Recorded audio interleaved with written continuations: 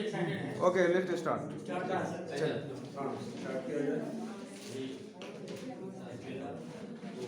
सबसे पहले इस आज के एक दिवसीय वर्कशॉप में यहाँ उपस्थित सभी स्वजनों को मेरा नमस्कार। और आज का जो टॉपिक लिया गया है, डेवलपमेंट ऑफ साइंटिफिक टेम्परामेंट, वैज्ञानिक दृष्टिकोण का विकास। तो सबसे पहले वैज्ञानिक दृष्टिकोण का विकास होता क्या है, उसको जानने के पहले हमें ये समझना होगा कि वैज्ञानिक दृष्टिकोण कहते किसे हैं। वैज्ञानिक दृष्टिकोण क्या विज्ञान से संबंधित चीज है? क्या ये दृष्टिकोण सिर्फ उन्हीं लोगों में विकसित हो सकता है जिन्हें विज्ञान की समझ है, या कुछ और चीजें हैं? तो सबसे पहले इसके बारे में कुछ और बातें करने के पहले या इसकी चर्चा करने के पहले मैं कुछ चीजें दिखाना चाहूँगा। ये बहुत छोटा सा और सिंपल सा एक फिगर है, देख रहे हैं आप लोग। ये गवर्नमेंट हैंडपंप है, लेकिन इसके पीछे एक छोटी सी इंटरेस्टिंग कहानी है। आपको जान के आश्चर्य होगा थोड़ा सा कि इसका जो निर्माण बोलिए या इसका जो आविष्कार बोलिए, ये बहुत पहले से था, लेकिन हमारे देश में 70 के दशक में हरित क्रांति के समय में, जिस समय हरित क्रांति के बारे में बात की जा रही थी, कैसे उसको इम्प्लीमेंट किया जाए, कैसे इंडिया में इसको लाया जाए, तो सबसे बड़ी समस्या जो हमारे देश में आ रही थी वो थी सिंचाई की।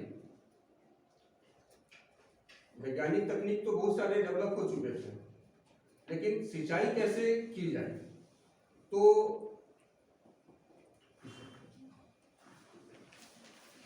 हरित क्रांति के जो जनककर्ता थे एम एस स्वामीनाथन, उन्होंने पूरी दुनिया भर से सिंचाई को व्यवस्थित करने के लिए कई तरह के प्रोजेक्ट मंगाए, और उसमें से ज़्यादातर प्रोजेक्ट जो थे वो नो डाउट बहुत अच्छे थे, लेकिन या तो हमारे वातावरणीय कंडीशन के अनुसार नहीं थे, या फिर वो बहुत महंगे थे। तब महाराष्ट्र में एक छोटा सा जगह है सोलापुर बोलकर।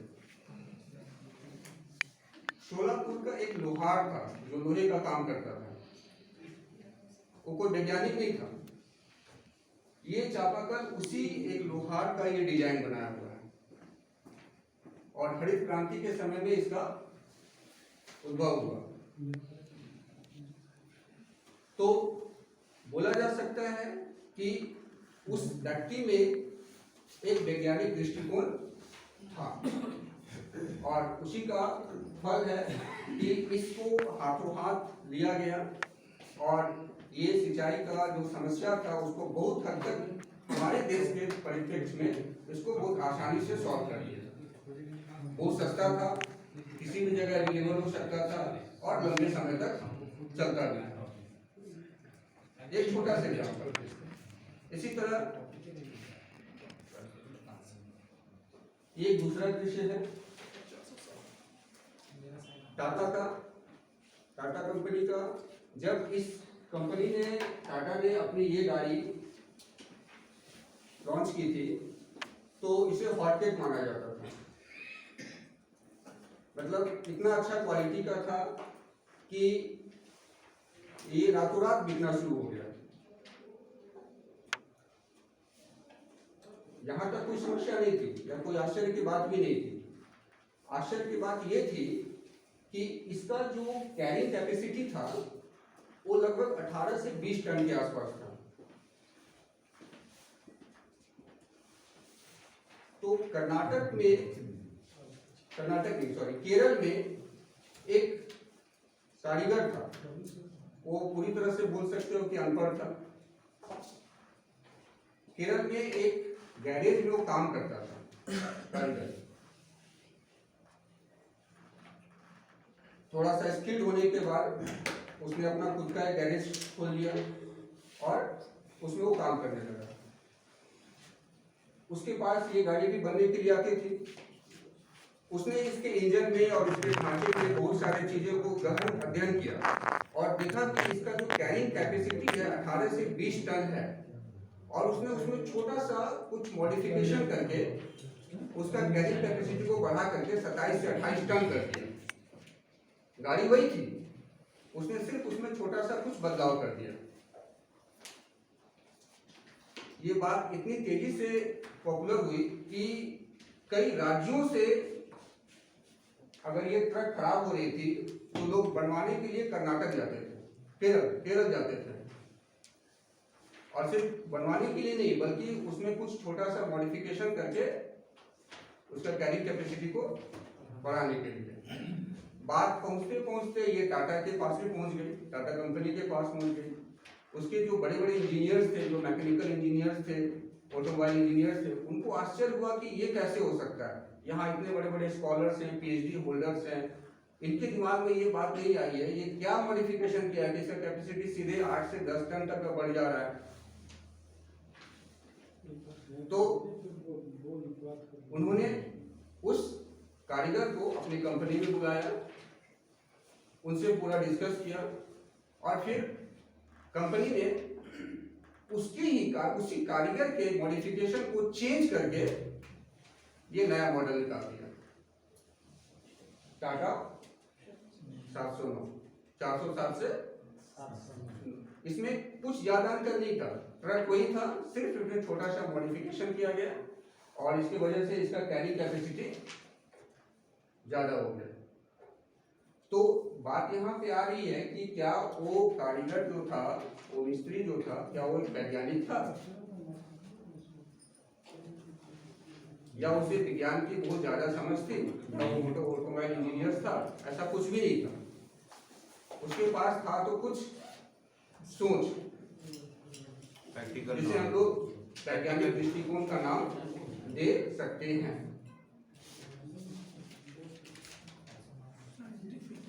ये कुछ छोटे से एग्जाम्पल।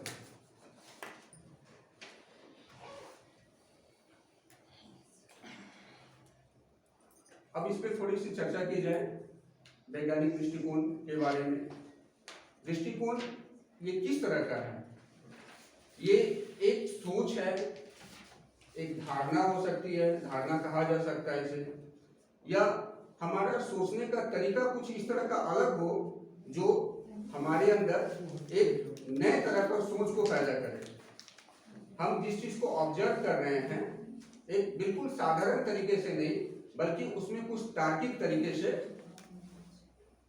हमारा देखने का, तर्क करने का, लॉजिक करने का, रेशनल थिंकिंग जिसको हम लोग बोलते हैं, अगर ये चीजें अगर हम थोड़ी सी बदलाव कर सकें या किसी बच्चे में डेवलप कर सकें तो हम ये कह सकते हैं कि उसमें वैज्ञानिक दृष्टिकोण का विकास हो रहा है। एक लाइन इसमें लिखा हुआ है, scientific temper is nothing but questioning. दिमाग में हमारा क्वेश्चन आना चाहिए। कोई भी चीज को आसानी से एक्सेप्ट कर लेना ये वैज्ञानिक दृष्टिकोण के विरुद्ध है। अगर कोई चीज को हम देख रहे हैं तो जो दिमाग में क्वेश्चन आना चाहिए कि ये क्या है, ये क्यों है, ये कैसे है, अगर ऐसा नहीं होता तो क्या होता, अगर वैसा होता तो क्या होता। अगर इस तरह के क्वेश्चंस हमारे दिमाग में आते हैं तो हम कुछ परिवर्तन के बारे में सोच सकते हैं, कुछ बदलाव के बारे में सोच सकते हैं, और यही चीज है वैज्ञानिक दृष्टिकोण। साइंस इज जस्ट फाइंडिंग और looking for way to prove what is being read और हर्ड। अगर हम खुद में बोले कि विज्ञान क्या है, यह एक बहुत छोटा सा क्वेश्चन है आप सभी से। इस दुनिया में पहले विज्ञान आया या कला आई? ऑब्वियसली इसका सैकड़ों एग्जाम्पल हम दे सकते हैं। पहले संगीत आया, उसके बाद हारमोनियम और तबला का निर्माण। ऐसा नहीं कि पहले इंस्ट्रूमेंट बना उसके बाद संगीत आया। इसका मतलब दुनिया में हमेशा विज्ञान बाद में आता है, कला पहले आती है। और कला कैसे आती है? तो कला हमेशा किसी स्पेशल तरह की सोच के साथ आती है, किसी विशेष तरह के चिंतन से आती है। अगर हम बहुत साधारण तरीके से कोई चीज को सोच पाते हैं या सोचते हैं, उससे हम कोई नया बदलाव नहीं कर पाते। जब हम किसी चीज को नए तरीके से सोचते हैं और नए तरीके से सोचने के बाद उसको इम्प्लीमेंट करना चाहते हैं, और इम्प्लीमेंट करने के लिए हमें टेक्नोलॉजी की जरूरत पड़ती है, तब साइंस की जरूरत पड़ती है, तब विज्ञान की जरूरत पड़ती है। तो उसी चीज को, उसी सोच को, उसी कला को टेक्नोलॉजी का रूप देना, इसे हम कहते हैं वैज्ञानिक दृष्टिकोण, साइंटिफिक टेम्परामेंट।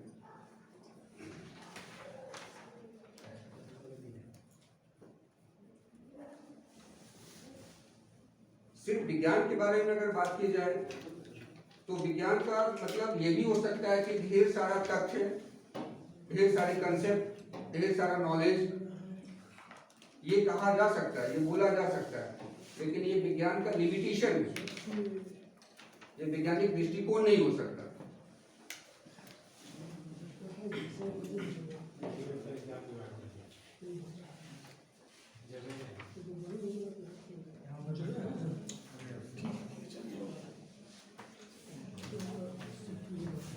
इस लाइन को हम लोग थोड़ा पढ़ें। Now you hold science on a very high ground. We fail to apply it in our daily lives. हमारे चारों तरफ साइंस है, चारों तरफ विज्ञान है, और हम उसका यूज भी हर दिन कर रहे हैं, हर मोमेंट में कर रहे हैं, लेकिन हम लोग उसके अपने सोच में, अपने डेली लाइफ में कितना अप्लाई कर पा रहे हैं, शायद नहीं। हम लोग हर दिन फैन का हवा यूज करते हैं, लेकिन हम ये सोचते हैं कि इसमें 3 ब्लेड ही क्यों है, और ये तीनों ब्लेड एक पार्टिकुलर एंगल पे ही क्यों सेट किए गए हैं।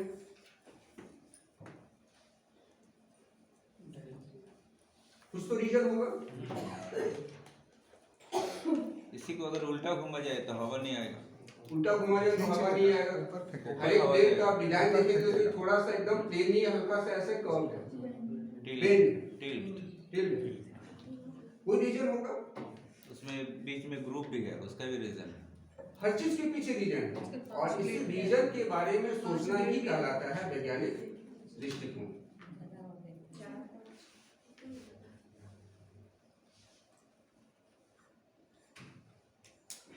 हम लोग डिफिनेशन पे आते हैं। वैज्ञानिक दृष्टिकोण, साइंटिफिक टेम्परामेंट का डिफिनेशन क्या हो सकता है? The most open minded temper, open minded, जहां पे हमारा सोच संकुचित, लिमिटेड न हो, हम एक दायरे से हट करके कुछ अलग होकर के भी सोच सके। A temper ever ready to welcome new lights, जो नए नए विचारों को, नए तरह की चीजों को एक्सेप्ट करने के लिए रेडी हो, कभी भी संकुचित नहीं होना चाहिए। विज्ञान अगर जिस दिन संकुचित हो गया, उस दिन विज्ञान कभी भी विकसित नहीं हो सकता। New knowledge, new experiments, even when their results are unfavorable to preconceived, हो सकता है कि उसका रिजल्ट, जो हमारा सोच है उसका रिजल्ट अच्छा ना हो, फिर भी हमें सोचना चाहिए। जब तक हम काम नहीं करेंगे तब तक हम उसको पूरी तरह से एनालाइज भी नहीं कर सकते कि उसका रिजल्ट कितना अच्छा होगा या कितना खराब होगा। Opinions and long cherished theories. Long cherish theory मतलब ऐसा भी हो सकता है कि बहुत सारे ऐसे ओपिनियंस हैं, ऐसे थॉट्स हैं, ऐसे थ्योरीज हैं जो लंबे समय से चलती आ रही है और हम उसको मानते आ रहे हैं बिना सोचे समझे कि क्यों है ऐसा।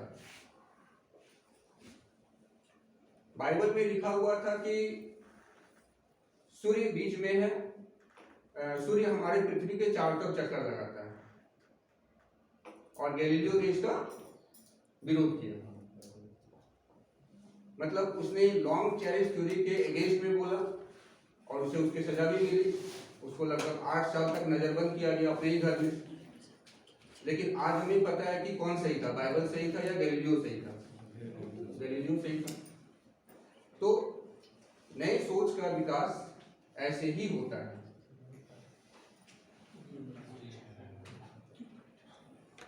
अब बात आती है हम अपने देश के अपने कंट्री के परस्पेक्टिव बोले कि अगर बोला जाए, आप में से किसी को ही बोला जाए कि देशभक्ति क्या होती है,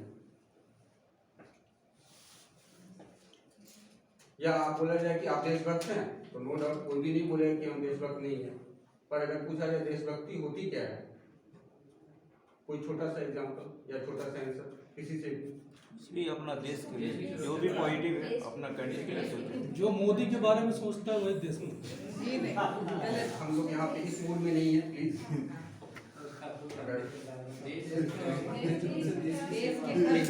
मेरे विचार में मैंने एक बार ये क्वेश्चन पूछा गया था, तो मैंने सिंपली इसको यही बताया था कि अगर हम अपने काम को, मेरा जो भी काम असाइन है, अगर हम उसके काम को ईमानदारी से कर रहे हैं, मतलब हम देश के लिए काम कर रहे हैं, ये देशभक्ति है।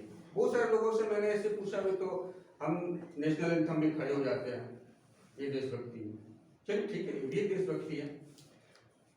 एक तरीका ये भी हो सकता है कि अगर हमारे संविधान में जो कॉन्स्टिट्यूशन में जो लिखी हुई बातें, अगर उसको हम ईमानदारी से फॉलो करें, तो ये भी एक देशभक्ति को शो करने का एक अच्छा तरीका है। तो अगर हम साइंटिफिक टेम्परामेंट के बारे में बात करते हैं या उसको डेवलप करते हैं या डेवलप करने की कोशिश करते हैं, तो ये भी एक बहुत अच्छा तरीका है जिससे हम अपने आप को देशभक्त के रूप में प्रस्तुत कर सकते हैं। क्यों? क्योंकि हमारे आर्टिकल 51A सबसेक्शन H में ये साफ साफ लिखा हुआ है कि it is the duty of all citizen of India to develop scientific temper, humanism and spirit of inquiry and reform. मतलब साइंटिफिक टेम्पर के बारे में बात करना, उसको डेवलप करना, ह्यूमनिज्म और स्पिरिट ऑफ इंक्वायरी और रिफॉर्म। मतलब इंक्वायरी, स्पिरिट ऑफ इंक्वायरी,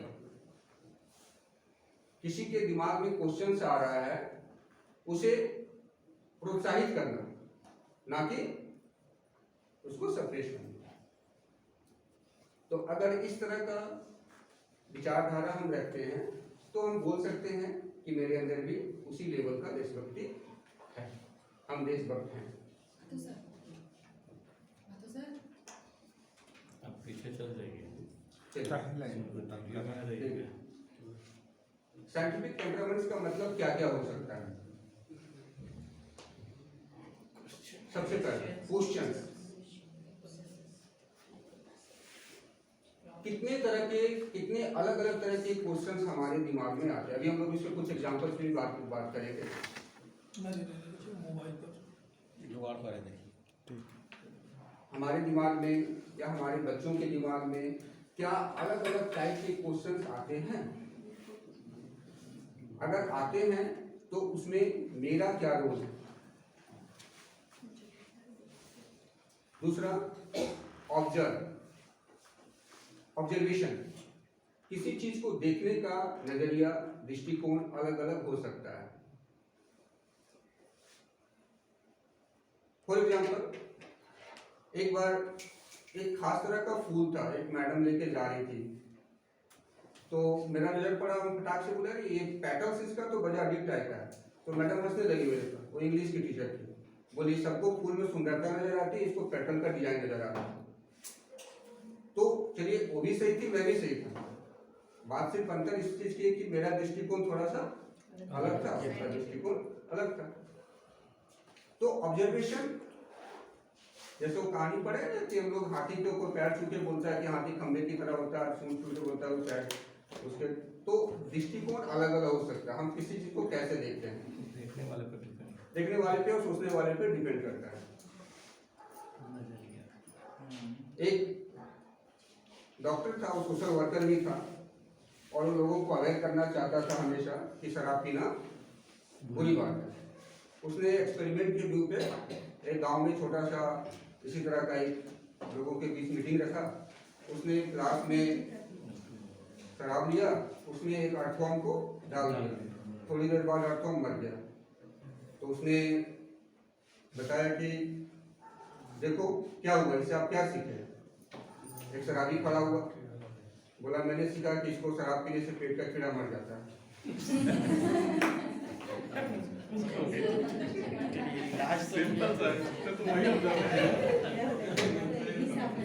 तो ये हुआ अपना अपना ऑब्जर्वेशन।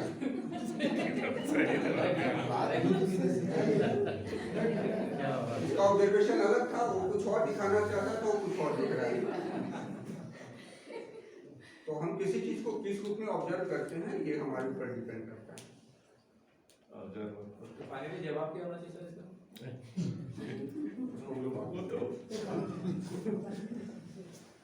तीसरा सही बता।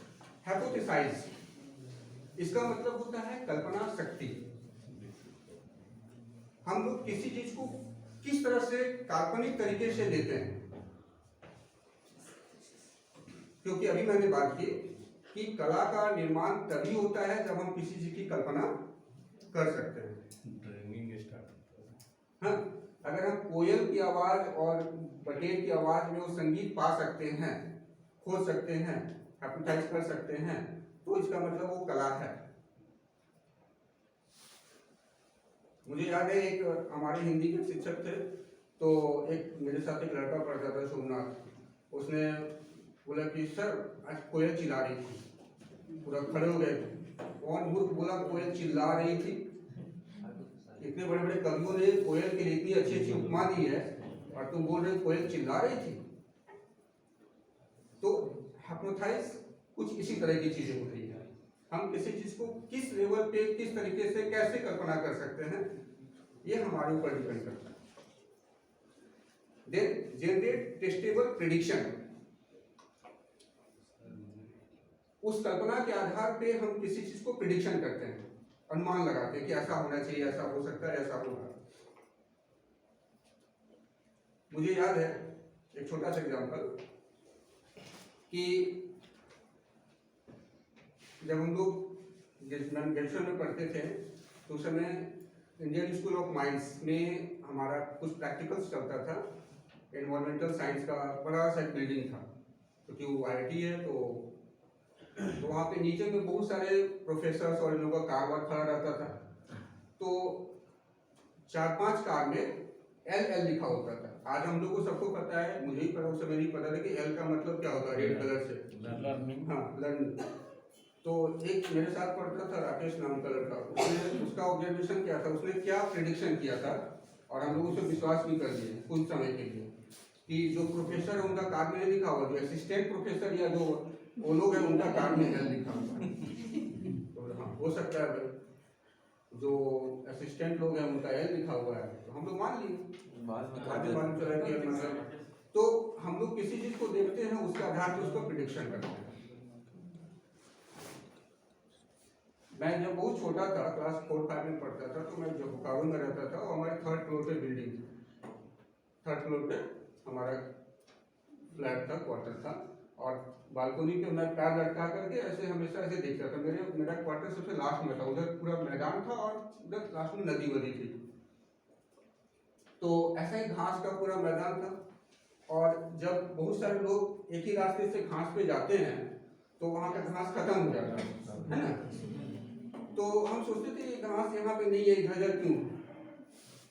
एक बच्चे का कल्पना सोचिए, एक एग्जाम्पल मैं ही बेस्ट एग्जाम्पल ले सकता हूँ यहाँ पे। तो मेरे नीचे में एक लड़का रहता था, बंगाली लड़का, रामा नाम था उसका। तो मैंने उससे पूछा कि ऐसा ये घास कहीं पे है, कहीं पे क्यों नहीं है? तो उसने मुझे जवाब दिया कि जहाँ जहाँ से लाल बहादुर शास्त्री गए हैं ना, उधर से घास खत्म हो गया। ये मेरा, तो हम बहुत सालों तक माने कि लाल बहादुर शास्त्री इसी रास्ते से गए होंगे। फिर धीरे धीरे हम सोचे कि भाई इतना जगह घास नहीं है तो सब जगह लाल बहादुर शास्त्री कैसे चले होंगे?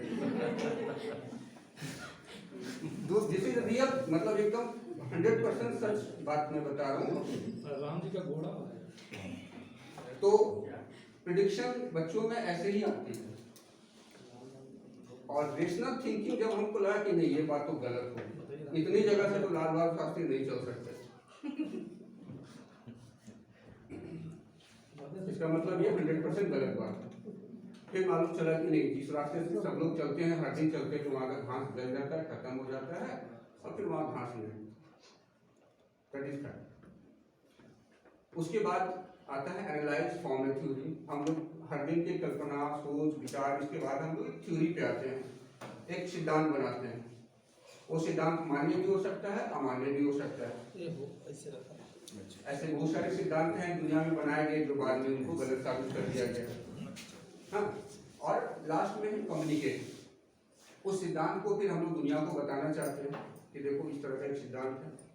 तो ये सब एक तरीका है जो साइंटिफिक दृष्टिकोण को दर्शाता है कि हमारे अंदर वो दृष्टिकोण किस हद तक, किस लेवल तक विकसित है। एक बहुत अच्छा लाइन मुझे मिला, इसीलिए मैं इसको आपको शेयर करना चाहता हूँ। हमें विज्ञान को पद्धतियों के एक समुच्चय के रूप में सीखना चाहिए, ना कि तथ्यों के ऐसे भंडार के रूप में जिसकी खोज वैज्ञानिकों ने जादुई ढंग से की है और उसमें विश्वास करने लगे। हम लोग सोचते हैं कि विज्ञान कई बार जादुई होता है, कोई चीज ऐसे हो गया अचानक से। नहीं, ऐसा नहीं है, ऐसा कुछ भी नहीं है।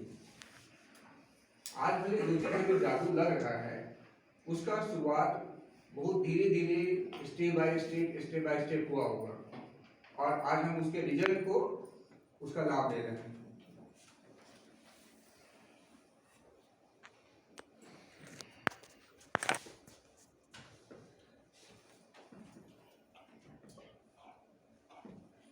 किस तरह का क्वेश्चंस हमारे दिमाग में आना चाहिए जो ये बताए कि हमारे अंदर साइंटिफिक टेम्परामेंट डेवलप हुआ है, नहीं हुआ है, हो रहा है।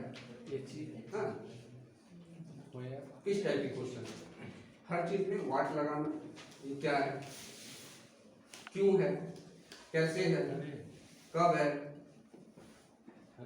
मतलब ऐसे क्वेश्चंस हमारे दिमाग में आने चाहिए। अगर हम किसी चीज के बारे में इस तरह के क्वेश्चंस राइज करते हैं तो ये एक अच्छे साइंटिफिक टेम्परामेंट डेवलपमेंट के बारे में बात हो रही है।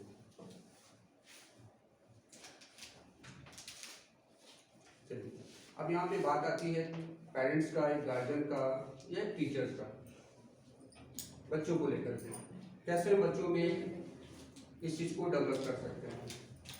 अगर एक हम टीचर हैं, हालांकि साइंटिफिक टेम्परामेंट ना तो किसी बच्चे से संबंधित है, ना टीचर से संबंधित है, ना ही समाज के किसी खास व्यक्ति से संबंधित है, क्योंकि वैज्ञानिक कोई पार्टिकुलर आदमी नहीं होता।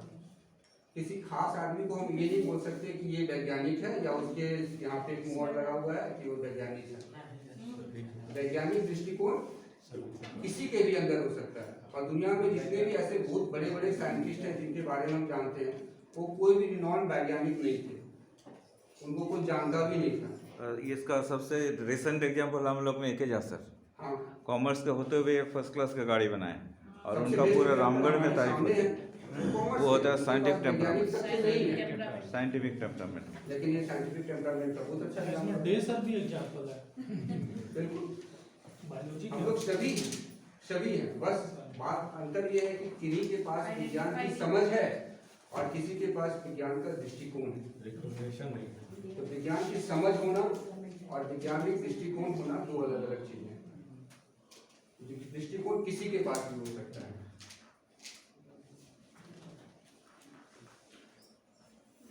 थॉमस अल्वा एडिशन या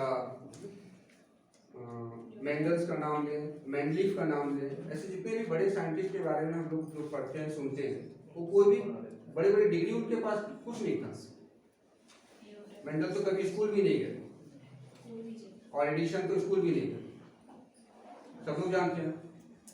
हाँ, आपने उनकी कहानी भी पढ़ी होगी कि वो अंडे पे बैठ रहे देख रहे थे, पढ़े सुने होंगे। हाँ हाँ,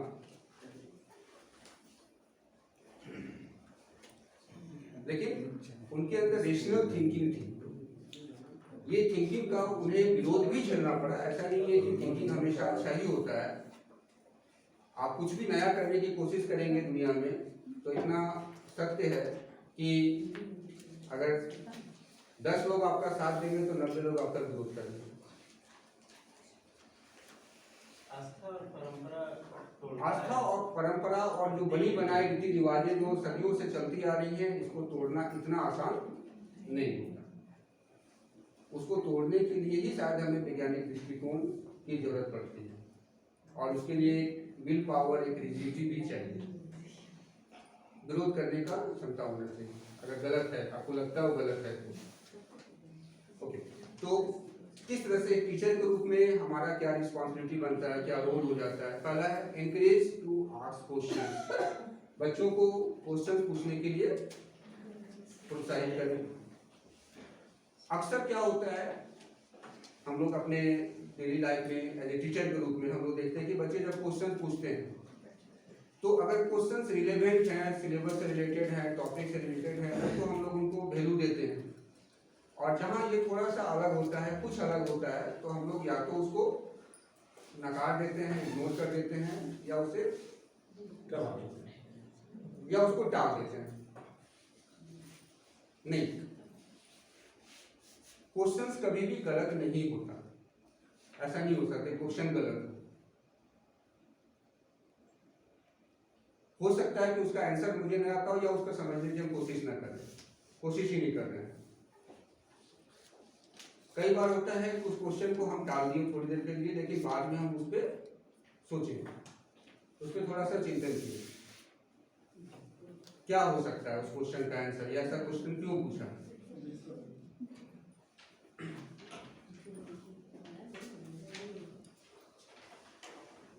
second, sharpen the curiosity, not only syllabus or marks oriented।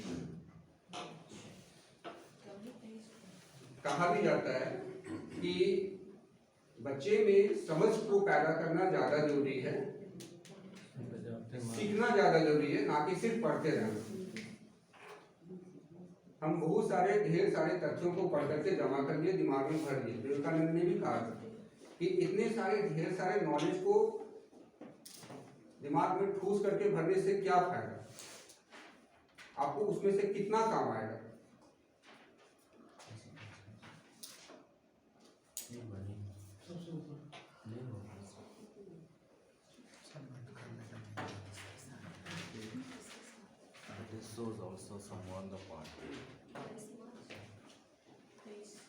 जैसे उस दिन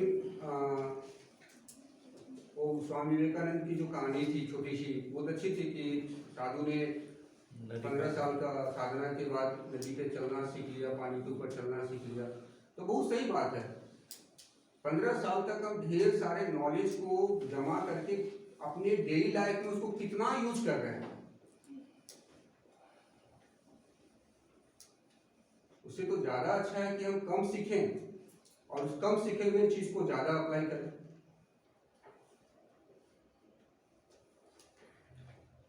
तो बच्चों में क्यूरियोसिटी को शार्प करना, बढ़ाना, उसकी जिज्ञासा को शांत करना, ना कि उसकी, या ऐसे हो सकते हो कि जिज्ञासा को और बढ़ाना, ना कि उसको दबा देना। आप देखोगे कि एक छोटा बच्चे में क्यूरियोसिटी ज्यादा होती है बड़े बच्चों की तुलना में, सही है? छोटे बच्चे कई तरह के अजीबोगरीब क्वेश्चंस पूछते हैं। अच्छा, उनका ऑब्जर्वेशन स्किल भी एकदम से डिफरेंट होता है, जो हम लोग ऑब्जर्व नहीं कर पाते वो ज्यादा अच्छे से ऑब्जर्व कर पाते हैं।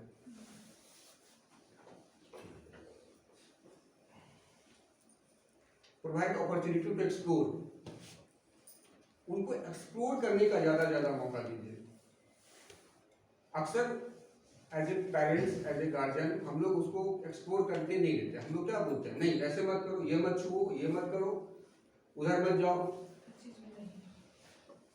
ये उसके एक्सप्लोरेशन को रोक दे रहा है।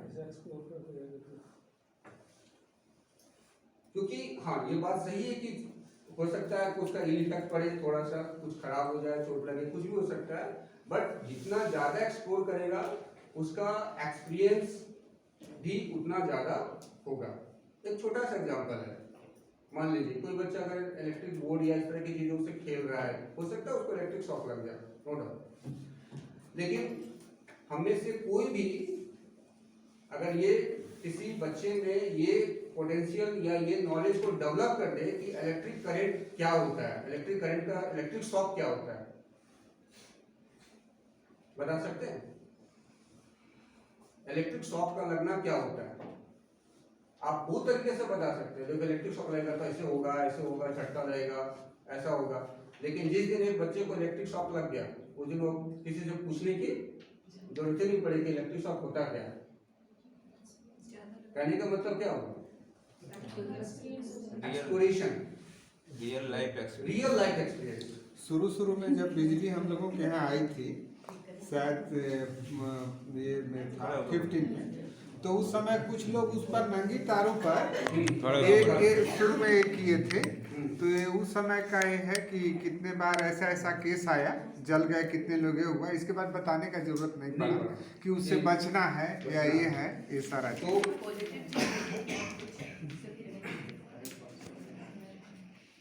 कहने का ये मतलब हुआ ज्यादा एक्सप्लोर करने का मौका देना चाहिए। चलिए ठीक है, कुछ हो सकता है गलत, थोड़ा सा गलत भी हो जाए, लेकिन एक्सप्लोर करने के बाद जो सीखेगा वो शायद दूसरे बच्चों से उसको अलग कर देगा, ज्यादा एक्सपीरियंस कर देगा।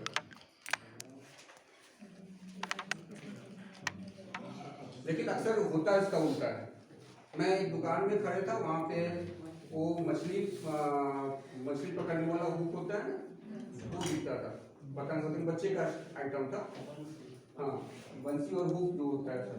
तो वहाँ पे एक बच्चा आया था, तो मम्मी के साथ, तो बोला कि मामा मुझे को दिए हुक दे दो, हम भी मछली पकड़ने जाएंगे तालाब में। उसकी माँ का स्टेटमेंट था कि इंग्लिश मीडियम स्कूल में पढ़ता है, मछली पकड़ेगा। तो मुझे ही लगा कि बेटा तुम तो कभी साइंस नहीं सीख पाए, पहले साइंस पढ़ तो जरूर लोगे लेकिन साइंस कभी सीख नहीं पाओगे। मैंने सोचा क्योंकि उसको एक्सप्लोर करने का मौका ही नहीं मिल रहा है।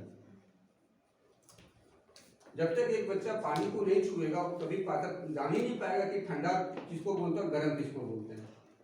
आप उसको किसी भी टेक्नोलॉजी से पढ़ा सकते हैं कि ठंडा इसको बोलते हैं, गर्म इसको बोलते हैं, कोई भी टेक्नोलॉजी है नहीं। और जिस दिन वो ठंडा और गर्म चीज को टच करेगा उसके लिए कोई टेक्नोलॉजी की जरूरत ही नहीं पड़ेगी। That is the meaning of या कंसेप्ट ऑफ एक्सप्लोरेशन। उसको एक्सप्लोर करने का ज्यादा से ज्यादा मौका देना चाहिए। Improve critical and rational thinking, अलग अलग तरीके से सोचने का तरीका। हम अपने डेली लाइफ में ये सब चीजों को ज्यादा ऑब्जर्व करते हैं। हमारे बोकारो में ये ऑटो वाले जो चलते हैं, ऑटो ट्रैक्टर जो चलता है, तो पहले सेक्टर 4 आता है, सेक्टर 9 आता है और उसके पहले नया मोड़ आता है। तो ऑटो वाला चिल्लाते रहता है 9 को नया मोड़, 9 को नया मोड़, 9 को नया मोड़, ऐसे चिल्लाता है, समझे।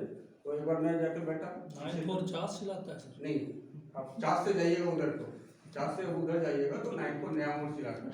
तो एक बच्चा था उसने माँ के साथ, तो मैं पीछे बैठा, दो बैठा, तो वो चिल्ला रहा था। तो वो बच्चा बोलता है मम्मी 9 को 94 होता है तो 9 को नया मोड़ बोल रहा है।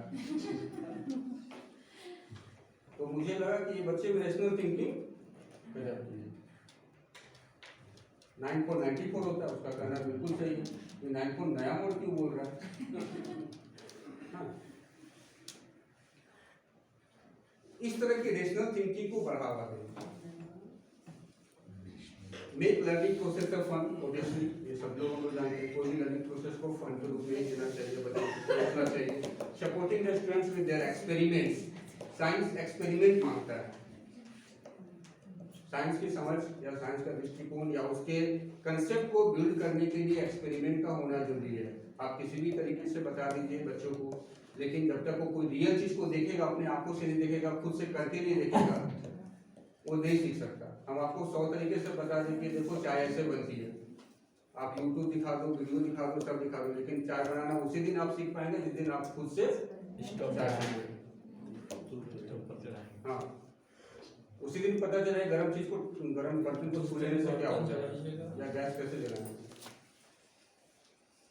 तो एक्सपेरिमेंट को सपोर्ट करना जरूरी है। नेवर क्रिटिसाइज और ignore the activity of children. बच्चे की एक्टिविटी, किसी भी तरह की एक्टिविटी कभी भी इग्नोर न करें, चाहे वो छोटा सा ड्राइंग ही क्यों ना बनाया हो। आप उसको इग्नोर कर रहे हैं। आप जानते हैं कि कोई बच्चा लिखना शुरू करता है तो पहले पेन से पेंसिल से खींचता है, उसके हम लोग क्या बोलते हैं?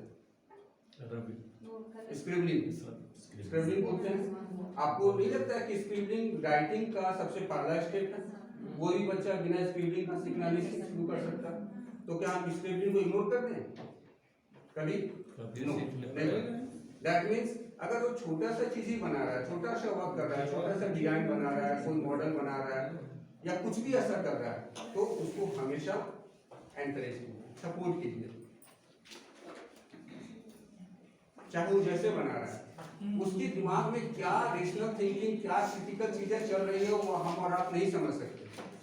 शायद हो सकता है कि हमारी समझ से बहुत ऊपर का चीज है वो जो सोच पा रहा हो, जो उतना उस लेवल तक हम सोच भी नहीं पा रहे हैं।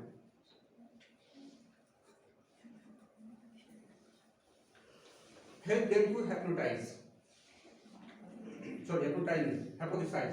मतलब उसमें कल्पना करने का, क्योंकि हम लोग पढ़े हैं ना कि साइंस में जब हम लोग पढ़ते हैं कि कई तरह की चीजें होती है। एक होता है लॉ, एक होता है थ्योरी, एक होता है हाइपोथेसिस। तीनों में थोड़ा थोड़ा अंतर है ना। जैसे हम लोग पढ़ते हैं law of gravitation, Newton's law of motion, उसी तरह थ्योरी भी है, बहुत सारे हाइपोथेसिस है। तो एटम के बारे में, परमाणु के बारे में जितनी भी बातें बताई गई वो सब के सब हाइपोथेसिस है। हाइपोथेसिस का मतलब ये होता है कि जिसका साइंटिफिक फैक्ट नहीं है, प्रूफ नहीं है, मैथमेटिकल प्रूफ नहीं है, जिसको सिर्फ कल्पना के बेसिस पे कहा गया है, उसे हम लोग एक्जिस्ट करना नहीं, जिसको दिखा नहीं सकते। वो सब जगह यूनिवर्सल एक्सेप्टेड नहीं है, सब जगह लागू नहीं होता। तो उसे हम लोग हाइपोथेसिस कहते हैं। कल्पना से परिकल्पना। तो हम लोग एटम को देख नहीं सकते, हम लोग इलेक्ट्रॉन को देख नहीं सकते, प्रोटॉन को देख नहीं सकते, लेकिन इसके बेसिस पे केमिस्ट्री का पूरा पता नहीं हजारों लाखों किताबें लिखी गई है। तो सब क्या है? सब परिकल्पना के बेसिस पे लिखी गई है। पूरा का पूरा जेनेटिक्स जो है, जो आज हम लोग इसका यूज करते हैं बृहद रूप में, वो सब एक परिकल्पना के रूप में ही शुरुआत हुआ था। आज भले उसके बहुत सारे फैक्ट हमारे पास अवेलेबल हो। And communicate a lot to children. बच्चों से ढेर सारी बातें करनी इस बारे में। हम लोग हर चीज को बुक से, सिलेबस के तरीके से या एक फॉर्मल तरीके से नहीं पढ़ा सकते। आपको इनफॉर्मल भी बनना पड़ेगा कई बार। अगर घर में आपके अपने बच्चे हैं तो और ज्यादा अच्छी बात है। हमने विंग्स ऑफ फायर में पढ़ा है, एपीजे अब्दुल कलाम की जो किताब है, उसमें उसने एक चीज को बहुत साफ साफ लिखा है अपने बचपन के बारे में, एपीजे अब्दुल कलाम ने, कि मैं अपने मामू के साथ रामेश्वरम के समुद्र के तट पे लंबी तक दूरी तक पैदल चलता था और चांद के बारे में, तारे के बारे में, समुद्र के बारे में, पक्षियों के बारे में, सब के बारे में बहुत देर तक बातें किया करता था। तो बातें करने से, कम्युनिकेट करने से बच्चों में एक अलग तरह का कंसेप्ट डेवलप होता है। तो ये सारी चीजें उनमें साइंटिफिक डेवलपमेंट दृष्टिकोण को बढ़ाने में काफी मददगार होती है। ये हो गया हमारा एक as a teacher, as a parent, सिर्फ टीचर नहीं बोल सकते, एज ए पेरेंट्स के रूप में भी हमारा उतना ही रोल बनता है। इसके लिए कोई जरूरी नहीं कि आपके पास विज्ञान का बहुत ज्यादा अच्छा नॉलेज हो। आप सिर्फ इतना ही बता सकते हैं कि क्या सही है और क्या गलत है। और हर चीज को अंधविश्वास या हर चीज को विश्वास या भगवान के ऊपर छोड़ देना भी सही नहीं है। भगवान के बारे में साइंस यही कहता है कि जहां पर साइंस किसी चीज को एक्सप्लेन नहीं कर पाता, वहीं से शुरू हो जाता है भगवान का कंसेप्ट। जहां तक एक्सप्लेनेशन हो गया वो साइंस है, और जहां से एक्सप्लेनेशन बंद हो गया वो भगवान। अब उससे आगे भगवान जानता है या भगवान की महिमा है। डॉक्टर इसके ज्यादा चलिए देखिए, कुछ ऐसे क्वेश्चंस हैं जो, ये सब जितने भी क्वेश्चंस इसमें मेंशन किए हुए हैं ये सब रियल क्वेश्चन है। कोई ऐसा क्वेश्चन नहीं कि मैंने एडवर्टाइज किया है, ठीक है। ये सब क्वेश्चंस मुझे किसी न किसी बच्चों से किसी रूप में मिले, और यही क्वेश्चंस को कुछ एज एग्जांपल के रूप में मैं दे रहा हूँ कि जो ये शो करता है कि उसमें वैज्ञानिक दृष्टिकोण का लेवल क्या रहा होगा। जैसे what will happen if you shoot the gun, अगर आप सन को गन से मार दें तो क्या होगा? इसका क्वेश्चन का आंसर मुझे नहीं चाहिए, मैं आंसर नहीं मांग रहा हूँ, बस सिर्फ ये हम दिखाने की कोशिश कर रहे हैं कि बच्चे में रेशनल थिंकिंग लेवल क्या है। हाँ, ये जितने भी क्वेश्चंस इसमें मेंशन है ये सब रियल 100% रियल क्वेश्चंस हैं, ये मैंने कहीं से उठाया नहीं है।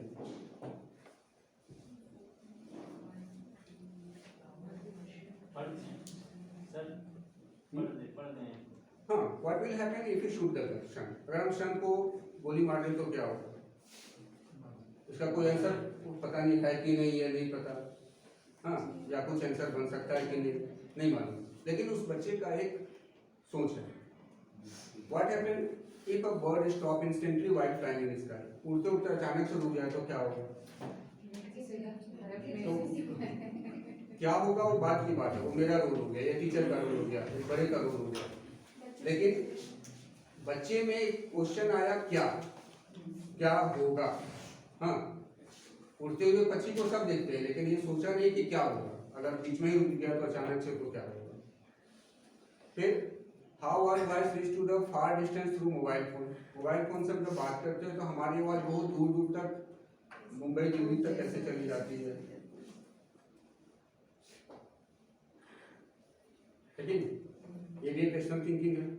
Why we use flower in worship, पूजा करते समय हम लोग फूल का यूज क्यों करते हैं? ये बच्चे ने मेरे से पूछा था, पता नहीं इसका क्या आंसर होगा, इसका वैज्ञानिक आंसर क्या होगा नहीं पता, लेकिन क्वेश्चन है, एक बच्चे का क्वेश्चन है। What will happen if bird start flying, what will happen if birds नहीं, सॉरी, ये क्वेश्चन लगता है कोई गलत टाइप हो गया। Why birds fly?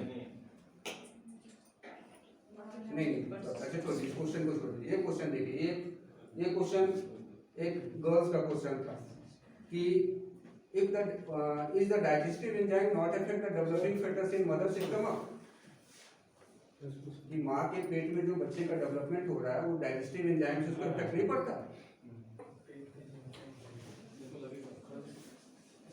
एक बच्चे एक लड़की का क्वेश्चन था।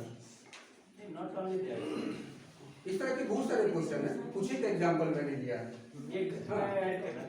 तो हाँ, बिल्कुल सर, जो एंजाइम पेट में ही है हमारे शरीर में, और पेट में अपना मांस तो है, हाँ, क्यों नहीं पचा लेयर है, ऐसा पेट तो में क्वेश्चन का लेयर है, हाँ। वो अभी क्यों नहीं डाइजेस्ट होना शुरू हो जब जाता हम है? मांस को खाते हैं तो पचा लेते हैं, हमारा एंजाइम पचा लेता है, तो वो हमारा बॉडी भी तो उसी मांस का बना हुआ है, उसको हमारा बॉडी को क्यों नहीं पचा लेता?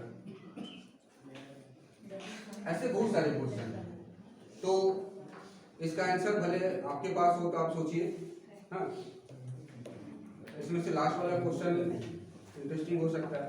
उसमें एक ही आंसर है, उसका म्यूकस लेयर प्रोटेक्ट करता है। नहीं, ये इसका क्वेश्चन नहीं है, इसका ये लास्ट वाला क्वेश्चन है, उसका तो स्टमक लिखा हुआ है। हाँ, नहीं ये वाला ना, नहीं ये डाइजेशन मसल्स वाला, स्ट्रेस वाला, ये डाइजेशन। अच्छा, ये क्वेश्चन अभी कुछ दिन पहले मेरे से एक बच्चे ने पूछा था, कुछ दिन पहले, हो सकता है आपने से भी किसी से पूछा हो, साइंस के टीचर। ये बोला कि ये कार है, कार के आगे में इस तरह से इस डिजाइन से इसको बनाने में मुझे थोड़ा मेहनत लगा था, एक पावरफुल मैग्नेट लगा दिया गया है और ये मैग्नेट इस कार को खींच रहा है। ये कार जो है पूरा मेटल बॉडी से बना हुआ, आयरन का बना हुआ मान लेता है, तो क्या ये कार बिना स्टार्ट किए मैग्नेट के पावर से चलेगा धीरे धीरे आगे? हाँ चलेगा, चलेगा। चलिए फिजिक्स वाले लोग बताइए। चलेगा, दोनों तरफ का मैनेज कर देगा तो चलेगा। मोटू पतलू वाला है। चलिए ये एक बच्चे भी नहीं पूछा, लेकिन ये बच्चे का एक बहुत अच्छा साइंस, ये क्या कर बच्चे को एक कार जो है ये मेटल बॉडी का बना हुआ है, मान लीजिए आयरन का बना हुआ, जो मेटल टाइप सब्सटेंस होता है, और ये पावरफुल मैग्नेट लगा हुआ है।